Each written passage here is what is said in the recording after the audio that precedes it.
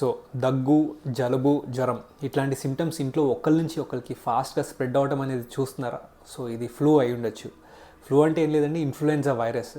ఈ viral infection air droplets నుంచి ఒకరి నుంచి ఒకరికి స్ప్రెడ్ అవుతూ ఉంటుంది. సో యూజువల్గా సిమ్టమ్స్ చాలా మైల్డ్గా ఉంటాయి, తగ్గిపోతాయి కూడా చాలామందికి.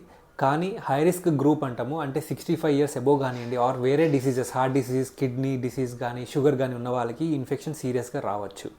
సీరియస్గా వస్తే మాత్రం ఇన్ఫెక్షన్ ట్రీట్మెంట్ చేయడం కూడా కష్టం అవుతుంది. సో ఖచ్చితంగా ఈ హై రిస్క్ గ్రూప్ ఉన్న వాళ్ళు ఇయర్లీ వ్యాక్సిన్ తీసుకోవడం చాలా ఇంపార్టెంట్.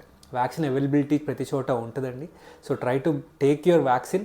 అండ్ ఆల్సో ఇట్లాంటి సిమ్టమ్స్ ఉన్న వాళ్ళకి దూరం ఉండటం కానీ ఆర్ మాస్క్ వాడటం అనేది చాలా ఇంపార్టెంట్.